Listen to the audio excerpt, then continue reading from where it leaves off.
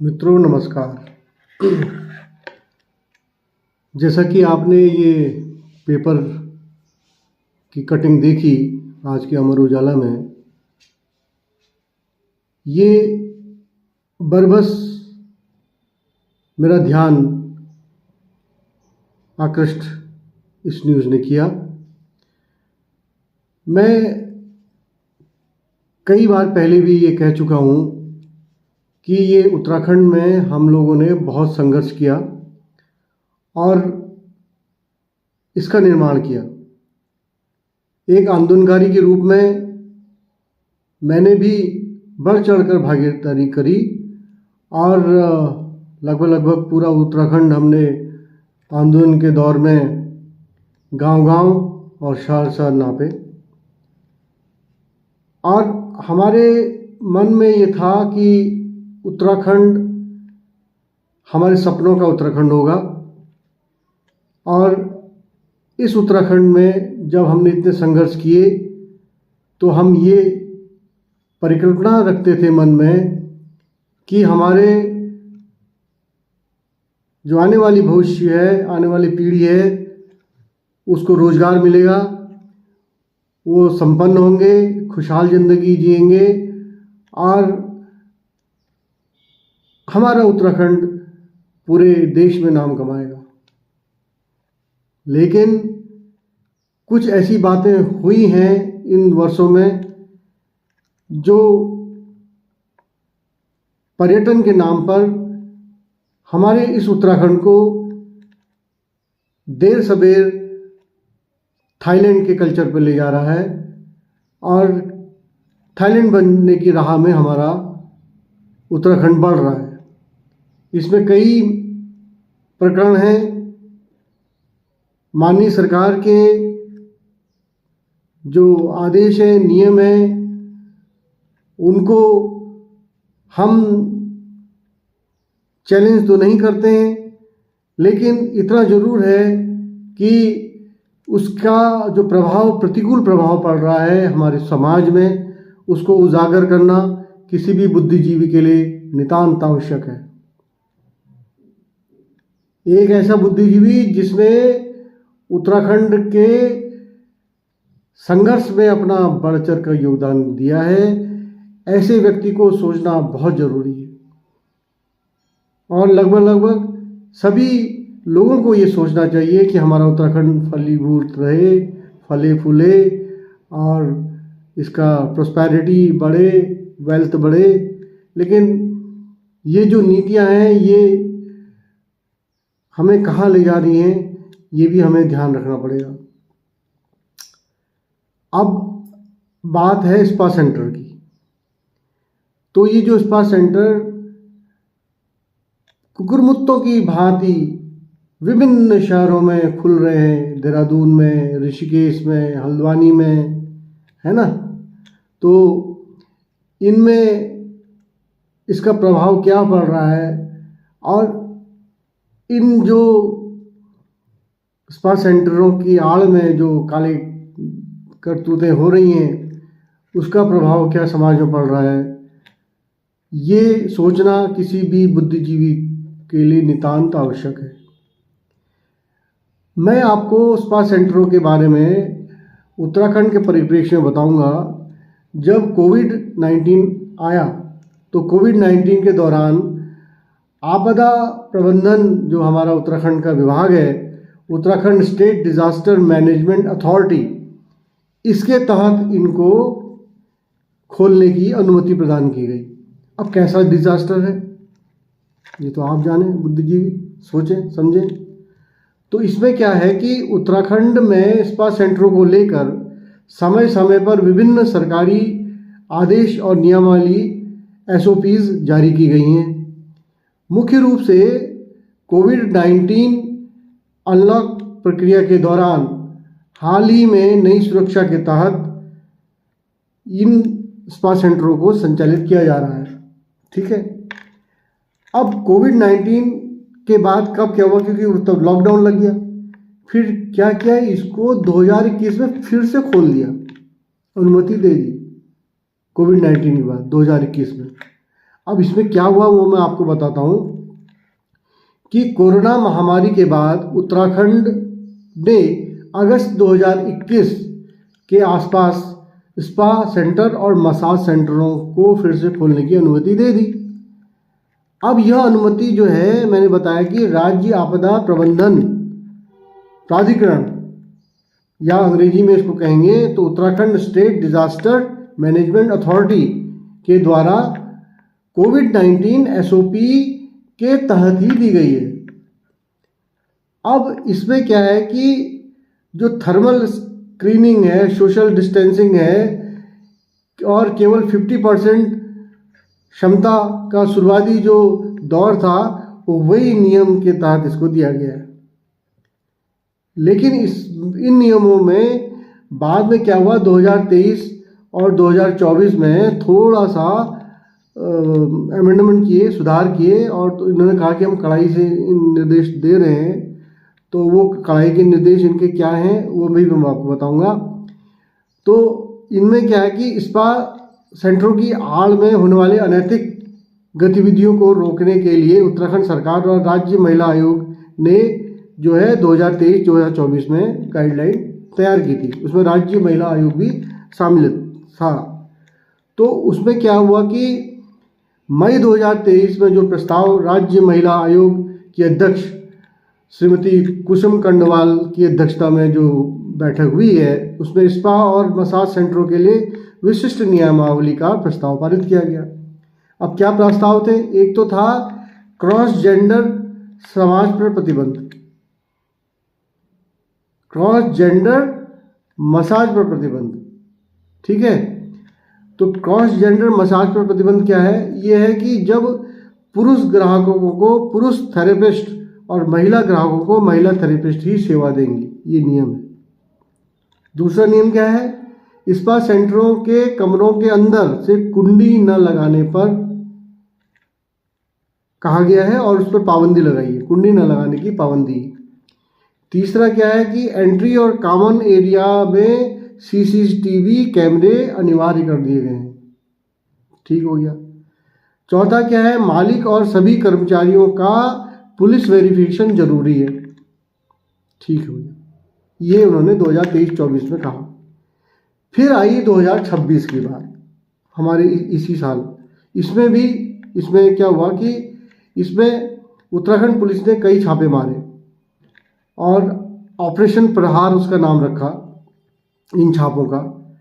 तो इस छापों के तहत ही इनके जो नियम के विरुद्ध ये कर रहे हैं स्पा सेंटर वाले, तो वो पकड़े भी जा रहे हैं। उसमें बहुत सी अनियमितताएं हो रही हैं और वो जो एसओपी जो जारी किए कि ये नियम होने चाहिए, उन नियमों का खुला उल्लंघन ये कर रहे हैं, इसलिए पकड़े जा रहे हैं। तो इसमें क्या है कि अवैध रूप से चल रहे स्पा सेंटरों पर कड़ी निगरानी रखी जा रही है। अब इसमें वैध और अवैध क्या है? वैध वह है जिससे आपने सरकार से लाइसेंस ले लिया, अनुमति ले ली, वो वैध हो गए। और जो वैसी गली कूचों में चुपके चल रहे हैं उनको बोल देंगे अवैध। अब आप यहाँ पर फिर वही बात आ गई ना, वैध और अवैध का जो संबंध है वो आपको समझना पड़ेगा। जैसे शराब पीना स्वास्थ्य के लिए अहितकर है, नहीं पीनी चाहिए। अब चूंकि ये सरकारी नियमों के तहत, सरकारी जो टेंडर प्रक्रिया है उसके तहत, अलॉटमेंट के तहत जो दुकानों में बिक रहा है वो तो हो गया वैध, और जिसने ओने कोने में बेची चुपके वो हो गया अवैध। अब है तो वो बुरी चीज़ ना शराब, अब वो सरकार को जब वो शुल्क अदा कर रहा है तो वो वैध हो गया। समझे? तो ये मैं कहना चाह रहा हूँ। आप बाकी इशारा काफ़ी है, आप सब बुद्धिजीवी हैं। तो वैध और वो मैंने आपको बताया। तो अब इसमें क्या है कि जो इसमें जो कड़ी सुरक्षा के तहत उनको कहा गया है कि आप इन गाइडलाइंस का प्रयोग करें। और USDMA Uttarakhand state disaster management authority के पुराने अनलॉक आदेश और गृह विभाग स्थानीय निकाय द्वारा जारी किए गए लाइसेंसिंग नीति और सुरक्षा नियमावली के तहत आप ये काम करें, ये कहा। और जो इसको नहीं मानना, जो सरकारी लाइसेंस नहीं लेगा, वो अवैध हो गया। तो वैध और अवैध मैंने आपको समझा दिया। तो वैध के तहत आप चला सकते हैं और अवैध के तहत आप नहीं चला सकते, ठीक है। तो अब ये हो गया। अब इसमें क्या है कि उत्तराखंड में कुछ वर्षों से मसाज सेंटरों की आड़ में कई गंभीर अनियमितताएं और अनैतिक गतिविधियां दिखने में आ रही हैं। इन गड़बड़ियों के कारण सरकार, पुलिस को नियमों में सख्त बदलाव करने पड़े हैं। अब तक की आई गड़बड़ियां अनेकों हैं। जैसे आज भी आपने ये क्या कहते हैं रुद्रपुर वाला देखा होगा ना, तो इसी प्रकार से छापेमारी वहाँ भी हुई है, क्या कहते हैं देहरादून में, और ऋषिकेश में तो बहुत ज़्यादा पकड़े गए, ठीक है नहीं। तो अब मैं आपको ये कहना चाहूँगा कि इसकी आड़ में क्या क्या गड़बड़ियाँ हो रही हैं। एक तो मानव तस्करी, ह्यूमन ट्रैफिकिंग, ये बहुत बड़ा मुद्दा है। उस हो क्या रहा कि जो गरीब बच्चे हैं ना, अब क्या बताऊँ, बिहार से आते हैं और क्या कहते हैं नेपाल से आते हैं, और उधर क्या कहते हैं ये पश्चिम बंगाल से आते हैं, म्यांमार, उधर विदेश में भी आ सकते हैं। अभी ये तो सरकारी आंकड़े बताएंगे ना कौन आए नहीं आए। ये तो कहेंगे कि विदेश से कोई आ ही नहीं रहा, बांग्लादेश से भी नहीं आ रहे कहेंगे, और बांग्लादेशी घुसपैठे तो आ रहे हैं ना यहाँ। घुसपैठ कैसे हो रही है, कैसे विदेशी लोग यहाँ पर आ जा रहे हैं। ये तो ऐसे आंकड़े हैं जो सरकार कहती है कि हमने बिल्कुल, हम किसी को नहीं आने दे रहे हैं अंदर घुसपैठियों को। तो अगर आप घुसपैठियों को नहीं आने दे रहे हैं तो कई प्रचलित यूट्यूबर हैं, उनका नाम मैं नहीं लूँगा, वो पाकिस्तान से कैसे आ गए इंडिया में, किस नियम से, और वो रह रहे फर्स्ट क्लास, ठीक है नहीं। तो वो घुसपैठी नेपाल के थ्रू आए, समझ गए होंगे आप। पाकिस्तान से नेपाल, नेपाल के रास्ते इंडिया, इंडिया के शादी भी कर ली, सब कुछ कर। ये घुसपैठिए कहाँ से आ गए फिर? अच्छा, ये और इसके अलावा जो बांग्लादेश से घुसपैठिए आ रहे हैं वो तो लगातार आ रहे हैं ना। तो इन घुसपैठियों के माध्यम से और अन्य जगह से ह्यूमन ट्रैफिकिंग हो रही। गरीब बच्चे आ रहे हैं, गरीब लड़कियां आ रही हैं, उनके साथ ऐसा हो रहा है, अनैतिक व्यापार हो रहा है। और सरकार भी जानती है, जनता भी जानती है, सब जानते हैं। और वो तब पकड़े जाते हैं जब कोई पुलिस की छापामारी होती है। और फिर उसके बाद आगे क्या होता है ये तो माननीय हमारे न्यायालय जाने, हमारे विद्वान अधिवक्ता जाने, और हमारे माननीय जो हमारे प्रशासन के लोग हैं, संतरी मंत्री हैं, वो जाने। लेकिन जनता के माध्यम में ये है कि कई प्रकार की अनैतिक गतिविधियां हो रही हैं। तो ह्यूमन ट्रैफिकिंग जो है, मानव तस्करी, इस स्पा सेंटरों के आड़ में और इन अनैतिक व्यापार के आड़ में ये हो रहे हैं, ठीक है। तो सबसे बड़ी जो समस्या है वो स्पा की आड़ में सेक्स रैकेट का संचालन है। जैसा कि आज आपने मुख्य खबर अमर उजाला की देख ली होगी, जिसको मैंने भी फ्लैश आउट किया है अभी। तो ये जो खबर है आज के अखबार में अमर उजाला में छपी है, उसका फ्रंट ही न्यूज़ है लगभग। तो इसमें ये छपी है, और भी खबरों में फंसी हुई, हिंदुस्तान में भी छपी है, और यहाँ के लोकल स्थानीय खबरों में भी छपी है, और रुद्रपुर में गली गली में चर्चाओं के बाजार घर में कि ये हो रहा है। और रुद्रपुर में पहले भी बहुत बार पकड़े गए, ऋषिकेश में भी बहुत बार पकड़े। तो ये चीज़ है। तो ये अवैध संचालन सेक्स रैकेट का ये हो रहा है। देहरादून, हल्द्वानी, ऋषिकेश और नैनीताल जैसे शहरों में पुलिस ने कई बार छापेमारी कर इस तरह के गिरोहों का पर्दाफाश किया है। अक्सर क्या होता है, दूसरे राज्य जैसे दिल्ली, पश्चिम बंगाल और पूर्वोत्तर राज्यों से युवतियों को थेरेपिस्ट की नौकरी के नाम पर बुलाकर इनसे अनैतिक कार्य करवाया जाता है। तो कहते हैं थेरेपिस्ट की नौकरी आ रही है, आइए भरिए थेरेपिस्ट, है ना। अब वो क्या थेरेपी देंगे ये आपको पता ही है। अब इसमें क्या है, एक जो हमारा नियम है क्रॉस जेंडर मसाज आप नहीं कराएंगे, तो ये क्रॉस जेंडर मसाज का दुरुपयोग भी यहाँ पर हो रहा है। अब नहीं कराएंगे कह रहे हैं, लेकिन करा रहे हैं। पुरुषों की जो मसाज है वो महिलाएं कर रही हैं, तो वो अपने आप ही इस नियम का उल्लंघन हो गया नहीं। तो इस नियमावली बनने से पहले क्रॉस जेंडर मसाज विपरीत लिंग द्वारा मसाज की आड़ में ग्राहकों के साथ अनैतिक सौदेबाजी की शिकायतें आम थी। नए केंद्रों में इसके लिए अलग से केबिन बनाए गए हैं जिनका उपयोग अवैध गतिविधियों के लिए होता है।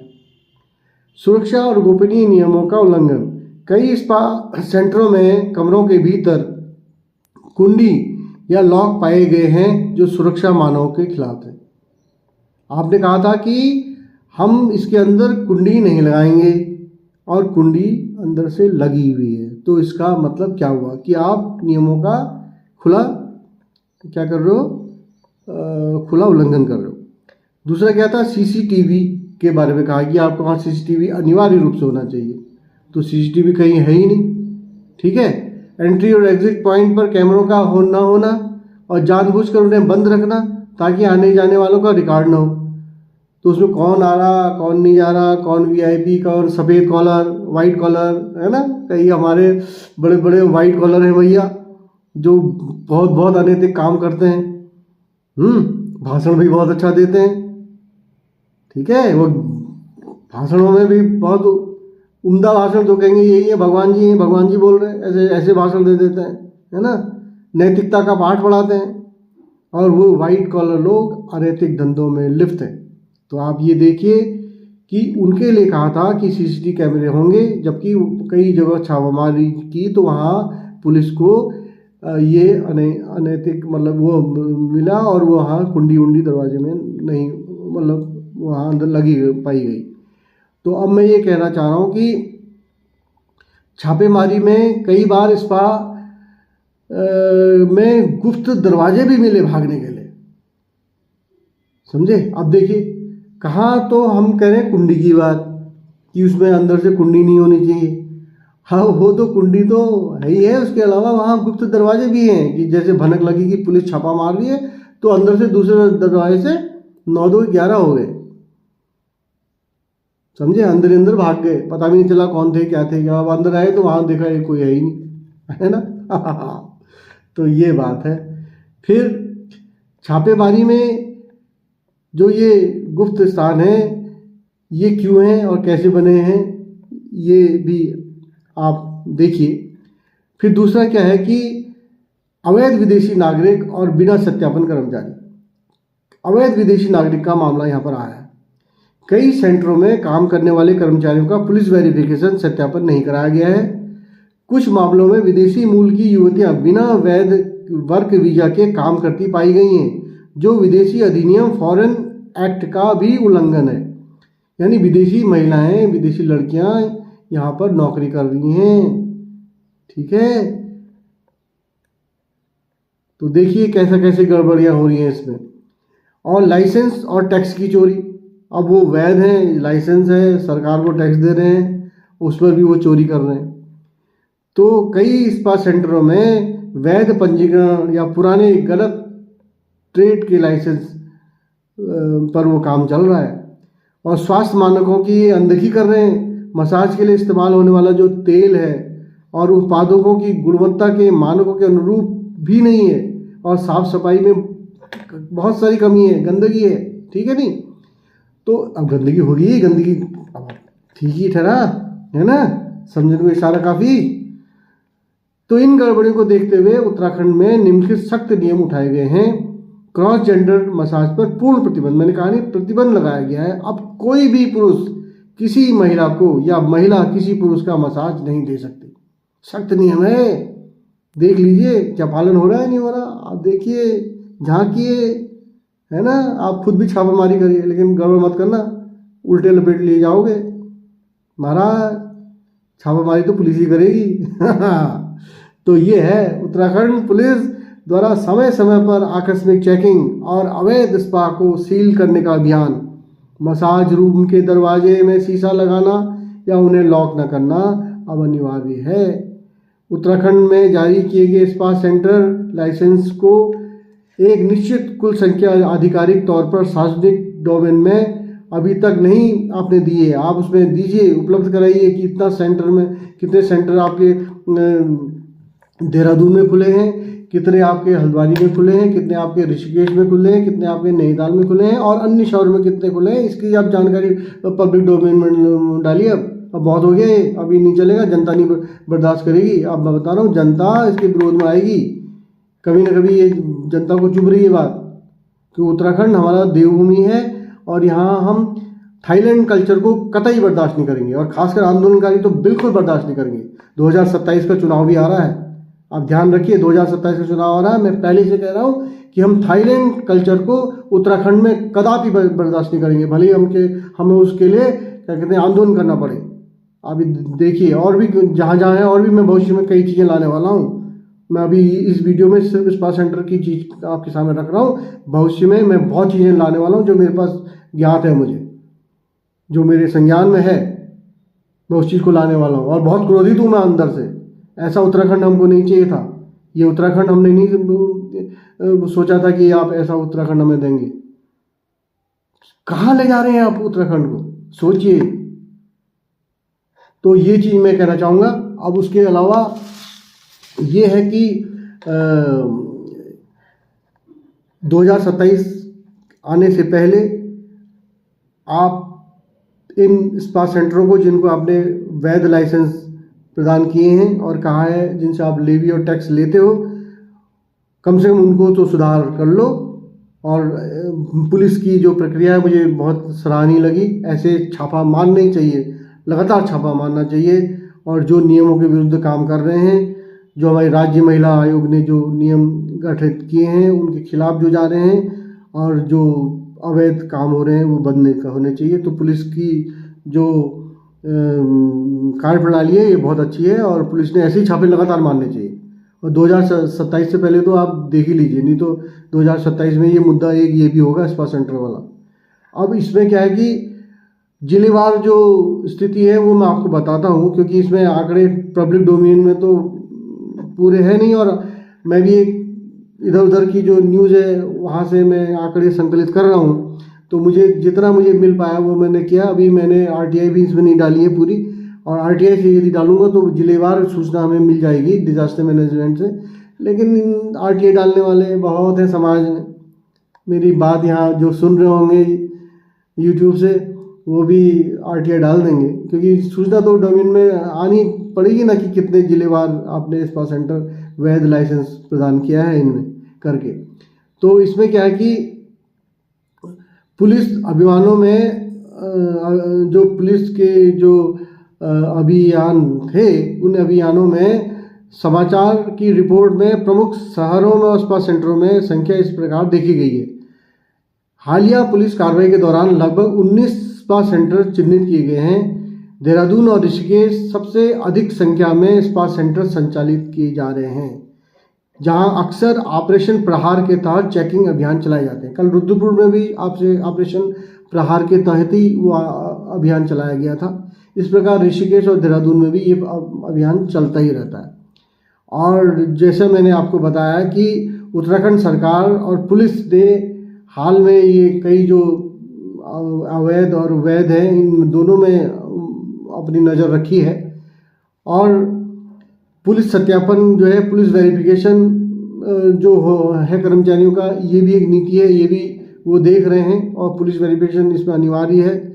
और साफ़ सफाई स्वास्थ्य का जो नियम है, NOC जो जारी की है, साफ़ सफाई और मानकों के में जो वहाँ पर जो मसाज का तेल है ये है, उसके मानक सही है कि नहीं है, ये सब चीज़ें देखी जा रही हैं। और स्वास्थ्य विभाग को भी देखना चाहिए, और ये स्वास्थ्य विभाग का मामला है तो उन्हें भी पुलिस के साथ ही देखना चाहिए।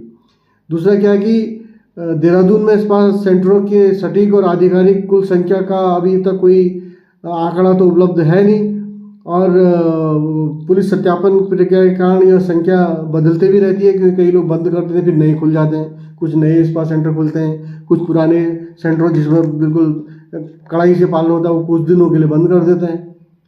अभी इनका plan A, plan B, plan C भी है भाई साहब, ध्यान रखिए। Plan B, what is this? तो ये चीज़ है। तो अनुमानित संख्या और पंजीकरण इनका क्या है कि पंजीकृत केंद्र जो है उनमें विभिन्न व्यावसायिक पोर्टल्स और स्थानीय पुलिस के अनुसार देहरादून में शहर में लगभग 50 से 70 सक्रिय स्पा और वेलनेस सेंटर सूचीबद्ध है। और वेलनेस एक नया नाम आ गया, देखो स्पा सेंटर के साथ एक वेलनेस भी हो गया। आहा आहा, नया नाम आया वेलनेस। जय हो उत्तराखंड। अब इसमें की जो संख्या है वो 50 से 17 सक्रिय वेलनेस सेंटर और क्या स्पा सेंटर चयनित मतलब काउंट किए गए हैं। इनमें राजपुर रोड में है, चक्राता रोड में है, ईशी रोड में है और पटेल नगर मुख्य केंद्र है। ये तो देहरादून की बात हुई। और पुलिस रिकॉर्ड में ऑपरेशन प्रहार के तहत इनकी सूची अपडेट करती है, लेकिन ये डिजास्टर मैनेजमेंट जहाँ से लाइसेंस मिलता है वहाँ से पूरी सूचना मिलनी चाहिए। उनकी डिजास्टर मैनेजमेंट अथॉरिटी का दायित्व है कि इसको पब्लिक पोर्टल में डालें, पोर्टल पर डालें और बताएं कि उत्तराखंड में कितने लाइसेंस आपने दे दिए हैं। नहीं तो ये मुद्दा बनेगा 2027 का, ये आप ध्यान रखिए। और जो एसओपी हैं वो सख्त निर्देश उसमें हैं, एसओपी को सख्ताई से जारी करना चाहिए और लागू करना चाहिए। और बाहरी राज्यों को, विशेषकर उत्तर पूर्वी नेपाल से आने वाली कर्मचारियों को, युवतियों को का पुलिस सत्यापन, पुलिस वेरिफिकेशन होना नितांत आवश्यक है। आप पुलिस वेरिफिकेशन करिए कि महिलाएं बेचारी ह्यूमन ट्रैफिकिंग से आ रही हैं, ये गरीब घर के बच्चे ये कैसे आ रहे हैं, इनको बेचा तो नहीं गया है कोई दलाल, कोई ठेकेदार, उसने यहाँ इन स्पा सेंटर को बेचा तो नहीं है। ये सब वेरिफिकेशन। और कहाँ के किन के बच्चे हैं वो, उनके कोई माँ बाप तो होंगे ना, उनका इतिहास, उनके माँ बाप कौन है, क्या है और उनका नाम क्या है, उनका कहीं ऐसा नहीं कि छद्मवेश से यहाँ पर काम कर रहे हो, उनका सही आइडेंटिटी क्या हो। छद्मवेश भी नहीं चलेगा, है ना। यहाँ तो फिर ये उत्तराखंड में ये सब नहीं चलेगा, हम फिर इसमें बहुत सख्त हैं। और 2027 का चुनाव आ रहा है, ये ध्यान रखिए इस बात को। हाँ, मैं बता रहा हूँ आपको। और बाहरी राज्यों के आने वाली सभी जो बच्चे हैं इनका पुलिस वेरिफिकेशन करिए आप। और अनिवार्य रूप से हाल में जो विकास नगर और ऋषिकेश के क्षेत्रों में बिना सत्यापन के काम करने पर कई सेंटर आपने बंद करवाए हैं, ये अच्छी बात है, अप्रिशिएटिंग है, ये बढ़िया बात है, ऐसे बंद होने चाहिए, लेकिन उनका पुलिस वेरिफिकेशन होना चाहिए। और रिसेप्शन और मुख्य द्वार पर सीसीटीवी कैमरा होना अनिवार्य है।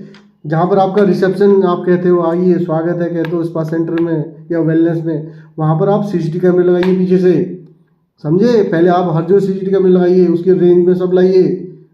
हाँ, नहीं तो आप गलत काम कर रहे हो उत्तराखंड। और एक बात ये भी है, आप लगा दोगे उसकी रिकॉर्डिंग होगी नहीं, रिकॉर्डिंग बंद कर दोगे, फिर क्या होगा। तो 24/7 ये नियम होना चाहिए। 24 घंटे और 7 दिन वो कहते हैं आपके सीसीटीवी कैमरे ऑन होने चाहिए। और वो क्या कहते हैं उसकी रिकॉर्डिंग मॉनिटरिंग कोई संस्था करे या देखे, पुलिस भी करे तो वो उसका रिकॉर्डिंग मंगाए कि आप भी ये देखें। अरे लेकोने तो बहुत है, लहरें तो कहीं से भी नहीं जा सकती महाराज। गड़बड़ी तो आप वहाँ भी कर लोगे, तो नीति तो ये गड़बड़ी है। ये जाएगा तो उत्तराखंड को आप थाईलैंड की ओर ही ले जा रहे हो, थाईलैंड कल्चर की ओर ले जा रहे हो। क्योंकि कई चीज़ें, वो कहेगा बिजली नहीं आ रही, बंद हो गया, सीसीटीवी कैमरे नहीं चल रहे, ख़राब हो गए, है ना। और फिर बाई दो आपने कुछ दिन 24 घंटे और 7 दिन आपने 7 दिन आपने रिकॉर्डिंग कर भी दी, तो वो देखने वाला जो मॉनिटरिंग वाली अगर भविष्य में रखोगे पुलिस वाले, तो वो देख पाएंगे तो उतना बड़ी रिकॉर्डिंग 5 मिनट में तो पूरा ही रिकॉर्डिंग में आदमी बोर हो जाता है, समझे। भाई तो किसी के मकान में या उधर अगल बगल कोई घटना होती है तो उसकी रिकॉर्डिंग खोजने में हमारे को पसीने छूट जाते हैं। पुराना वो कितना समय गया हुआ, तो पुराना जो गया गया। तो अब देखिए आपकी नीतियाँ गड़बड़ है उत्तराखंड में, ये उत्तराखंड को थाईलैंड की ओर ले जा रहे हो महाराज, गलत कर रहे हो, गलत कर रहे हो। तुमको ये जो आने वाली पीढ़ी है ना, ये तुम अपनी पीढ़ी को खुद बर्बाद कर रहे हो, अपने पाँव में खुद कुल्हाड़ी मार रहे हो, ठीक है। अभी तुम नहीं समझ रहे हो इन चीज़ को महाराज। फिर ये इसमें ये भी है, प्रत्येक ग्राहक का आईडी प्रूफ, वहाँ कौन आ रहा है, वाइट कॉलर भी तो आते हैं, देते हैं क्या आईडी प्रूफ। आईडी प्रूफ देते होंगे तो वो आप दिखाओगे नहीं, और दिखाओगे तो वो पहले ही डिस्ट्रॉय कर देते होंगे। अब क्या होता है ये तो आप जाने। तो क्या है कि आईडी प्रूफ और मोबाइल नंबर रजिस्टर में दर्ज करना अनिवार्य है ग्राहक का। कौन ग्राहक है उसका आप आईडी प्रूफ भी दर्ज करें और मोबाइल नंबर भी दर्ज करें, जैसे होटलों में करते हैं ना रिसेप्शन में। और होटलों में भी बहुत बेईमानी हो जाती है, ठीक है। तो वैसे होटलों में है कि आप मुख्य जो रजिस्टर है, जो आगंतुक रजिस्टर है, उस पर आप कहते हैं उसका आईडी प्रूफ भी रखेंगे और उसका मोबाइल नंबर भी दर्ज करेंगे, ठीक है। लेकिन इसका भी उल्लंघन होटल में होता है, अब हर जगह होता है ना, यही तो मैं कह रहा हूँ। तो अब इसमें जो हालिया में 2025-26 में पुलिस ने बहुत सारी कार्रवाइयाँ की हैं, पुलिस धन्यवाद की पात्र है और वो अपनी कार्रवाई कर रहे हैं, करना भी चाहिए।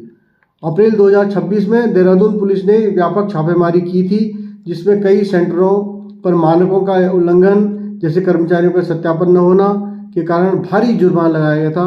कुछ को तो सील बंद भी कर दिया गया था। अवैध केंद्र जो है ये प्रशासन की सख्ती के बाद केवल वही केंद्र चल पा रहे हैं जिनके पास नगर निगम या कमर्शियल लाइसेंस और स्वास्थ्य विभाग की एनओसी है। बिल्कुल सही बात है, वही चलने चाहिए। फिर क्या है, पुलिस रिकॉर्ड के अनुसार कई स्पा सेंटर में बिना वैध कागजों के चल रहे हैं, जिन्हें सील कर दिया गया है। उदाहरण के लिए विकासनगर और ऋषिकेश में बिना सत्यापन के चल रहे सेंटरों पर भारी जुर्माना लगाया गया है और कुछ को बंद भी कर दिया गया है। तो ये पुलिस की ओर से कहा गया है, बहुत अच्छी बात है। और हालिया में जो आज की जो है वो आप देख ही रहे हो, तो ये पुलिस की कार्रवाई चल ही रही है, अच्छी बात है। लेकिन मैं ये कह रहा हूँ, ये सब होने के बाद भी इसमें इतने लेकोने हैं ना, इतने लेकोने हैं कि आप हर समय नज़र नहीं रख सकते हो। आपने जब ये शुरू कर दिया ना, ये ऐसा डिजास्टर मैनेजमेंट के थ्रू, इतना बड़ा डिजास्टर मैनेजमेंट के थ्रू ऐसी आपने नीति पारित कर दी महाराज, ये आप इसको आप कैसे रोक लोगे यार। आपने ये आपने एक किस्म से अब ये महाराज जो भी है, थाईलैंड मत बनाओ, हमारे उत्तराखंड को थाईलैंड मत बनाओ। नहीं तो अभी मेरे आधे काले आधे सफ़ेद बाल हो रहे हैं, पूरे सफ़ेद नहीं हो रहे, पूरे सफ़ेद होंगे ना तब भी मैं सड़कों में आने को तैयार खड़ा हूँ। मैं सड़कों में आऊँगा, पूरा उसी प्रकार से आएंगे जिस प्रकार से हम आंदोलन में 50-50 हज़ार की भीड़ नैनीताल की सड़कों में हम ले जाया करते थे, लीड करते थे आगे से, समझे, 50-50 हज़ार की भीड़। और कई दिन तो ऐसे भी आए जब मैं और मेरे कुछ साथी कुछ मौक़ों पर अकेले भी पड़ जाते थे, ठीक है। हम कुछ ही लोग होते थे, लेकिन डेली हम कुछ न कुछ करते रहते थे एक्टिविटीज़। बाद में वो भयंकर दौड़ आंदोलन का चला, तो वो दिन आने में देर नहीं लगेगी उत्तराखंड में, आप ध्यान रखिए। क्योंकि अभी जो वो पुराने दौर के बुद्धिजीवी हैं, आज भी मेरे दोस्त सब सकुशल भगवान की कृपा से मौजूद हैं। आज भी हम आंदोलन करने में आ जाएंगे ना, तो हम अपने युवाओं को सबको ले आएंगे कि आप इस उत्तराखंड को बचाएं, इस उत्तराखंड को गलत जगह न ले जाएं, गलत नीतियों में न फंसाएं। तो ये जो है आपने फिलहाल ये जो नीति बनाई है, इसका जो है कड़ाई से पालन करें। समाज में गलत चीज़ नहीं आनी चाहिए। और हमारा उत्तराखंड थाईलैंड नहीं बनना है, कतई नहीं बनना है, हम नहीं बनने देंगे थाईलैंड। धन्यवाद, नमस्कार।